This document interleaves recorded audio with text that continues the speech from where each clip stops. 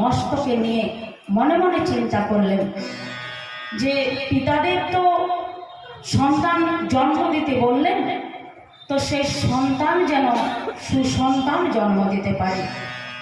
কারণ যেমন তেমন সন্তান জন্ম দিলে যশ, সৌভাগ্য, সুকৃতি, সুনাম রক্ষা হয় না। সেজন্য সুসন্তানের প্রয়োজন।